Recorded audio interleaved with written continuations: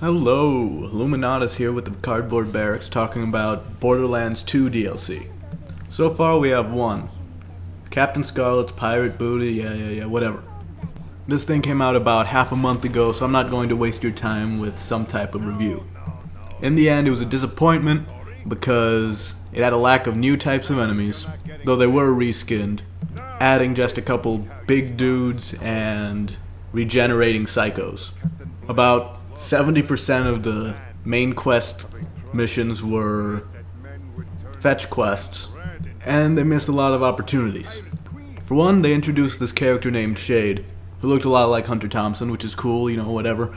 But in the town, there are a bunch of dead people with speakers on them, and he talks through them. And you're like, well, this guy is crazy. And then he's going on about you not leaving town because he wants a friend. But they don't do anything with that. He's just kind of there. And you found out that they died of thirst.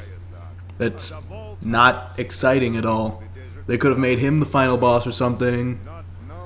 Or could have just had him fight you when you tried to leave Oasis. Something. Especially since he doesn't really play a part later in the game. He just kind of tells you, oh, Captain Scarlet's trying to get to that place that you were talking about. Which is pretty obvious anyway. The fetch quests were annoying, the bosses were mediocre, including one loader, Chucky, was it? Something like that. That really took me less time to kill than most of the basic enemies in the game. But the worst part is that they kept building up the conflict between you and Scarlet. About, oh, she's gonna stab you in the back, it's gonna be awesome. But in the end, you fight a rack hive that she keeps as a pet, and then she's like, oh, I'll see you later.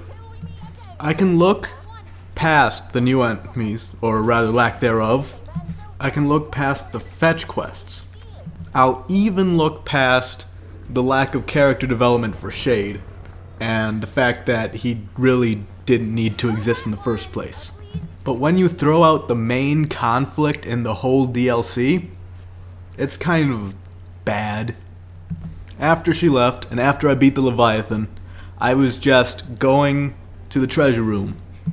And every second I was like, okay, when's this echo cast gonna come in of her saying, oh, you can keep the treasure, or I'm gonna be back, or even hopefully a fight in the treasure room with Scarlet trying to make off with the loot. None of that. Whatever she told you there right before the Leviathan fight is the last that you really hear from her. After that, there's raid bosses and seraph crystals and special weapons and what have you, but the point is, the story falls short.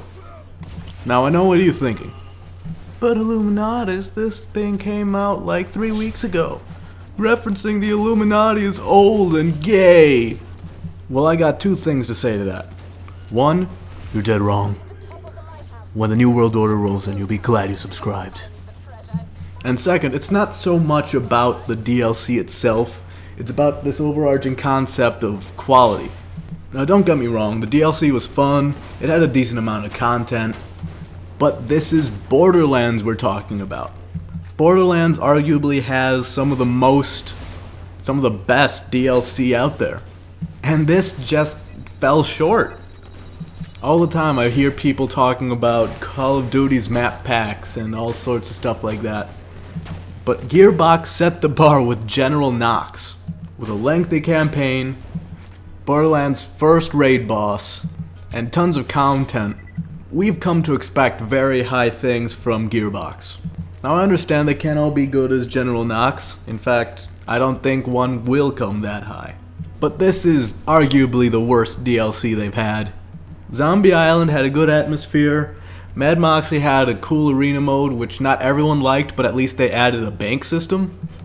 General Knox was amazing, and Robo Revolution had a lot of cool elements, though really all it added was a boss gauntlet and farmable chests. And that's why this DLC fails. It can't stand up to the standard that Gearbox has set for its DLCs. I've heard people calling each other spoiled because they expected more, and I just don't agree with that. I mean, in this world of modern military shooters dominating the market, If you don't innovate, you're going to fall behind in a terrible way. You always want to be improving, or at least staying to your standard of quality. Would I have liked this game if it were a DLC to something else? Honestly, I think I would. I'd think it would be a decent DLC to any other shooter. I mean, it would have to be adjusted, but because it's Borderlands, and because they've always promised such good content, I just can't enjoy this to the full potential.